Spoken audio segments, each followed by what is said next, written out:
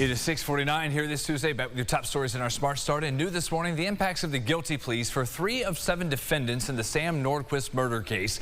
We're looking into the federal legal landscape going forward and why they would plead guilty to the full indictment, getting the max sentence of life without parole. Aron Spitzer heard from a defense attorney to find out what could be behind this strategy. She's live downtown with more. Aron.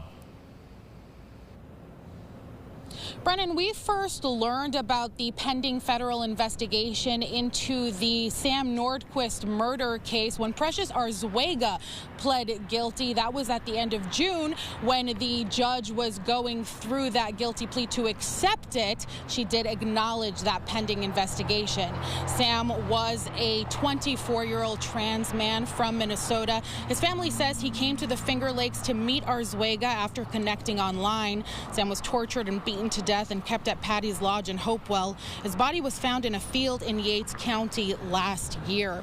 Arzuaga pled guilty at the end of June, and Jennifer Quijano last week. They'll get life without the possibility of parole. Emily Motika pled guilty in early June and is facing a sentence between 15 years to life in prison. Quijano's defense says that a federal case does come with the potential for the death penalty. So I spoke with Matthew Winchell, an associate attorney with Tully Rinke. He says the threat of dealing with federal court could have been enough to force this decision.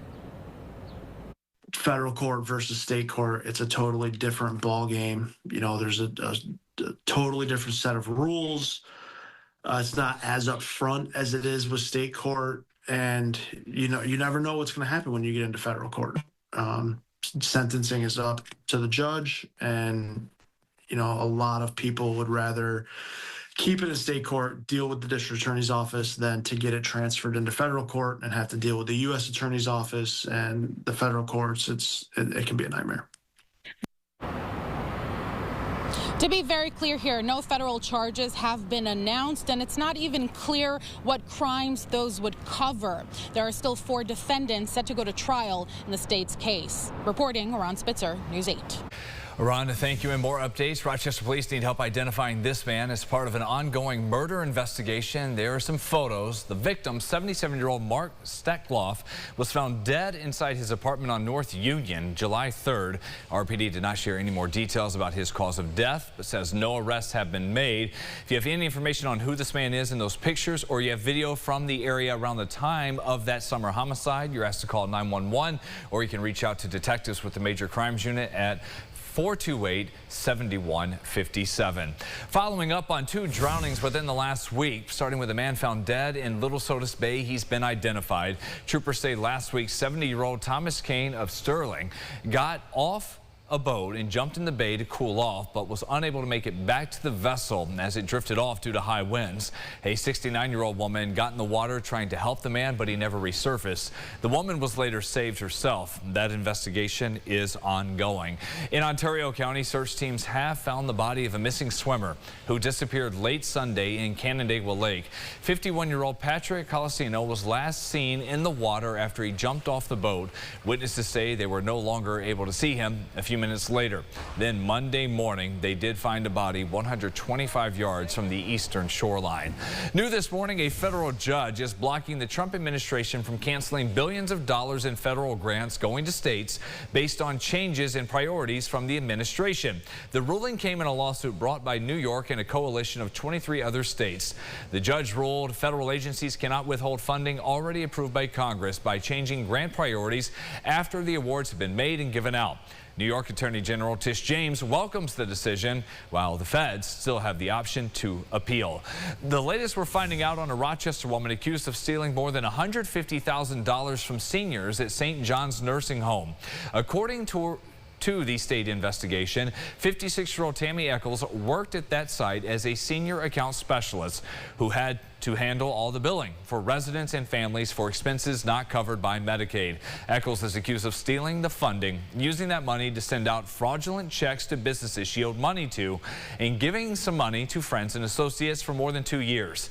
A statement from St. John's says additional oversight measures are now in place following this scheme.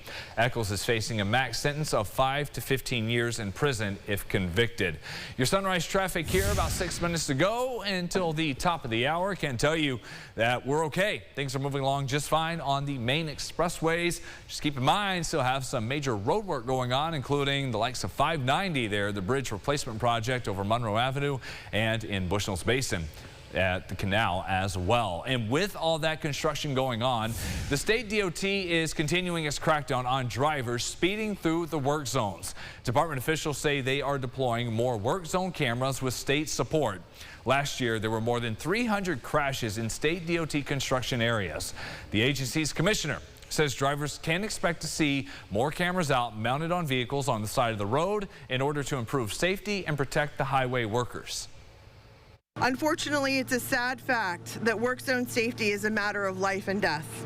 New York State has experienced a rising number of work zone violations in recent years, resulting in numerous highway worker injuries and, unfortunately, several deaths among state and contractor personnel. If you're going to speed by workers at a work site, there needs to be a punishment for that. They're not going to feel safe doing the work that we ask them to do unless they know that there's a punishment for the drivers who are failing to slow down and treat them with respect.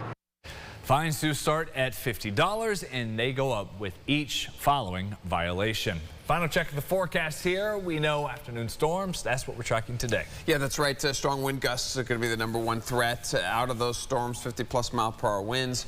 You see temperatures in the low 80s, but that's a real brief moment, maybe around noon, and then the storms come through and then sweep those temperatures back down.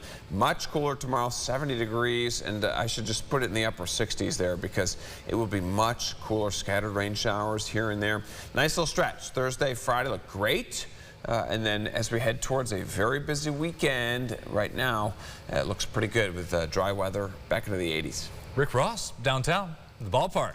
That's Sure. this weekend too, yeah. County fairs happening this upcoming weekend as well. So, so many concerts, going out to dinner, having whatever you got going on this weekend. Yeah, we got all that. We'll see you at 9 o'clock live for half an hour till 9:30 for our podcast, Second Cup of Sunrise. That's on the Rochester First streaming app. CBS Mornings on the way at 7. We're back here on your TV at 7:25.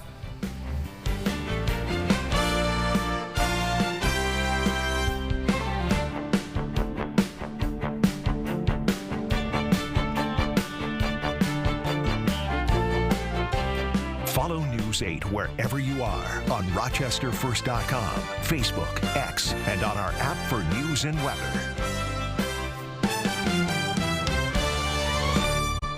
Get the Rochester First streaming app today for everything you love from News 8 On Demand, plus exclusive shows you won't see anywhere else. Search ROC and download for free on Roku, Amazon Fire, and Apple TV.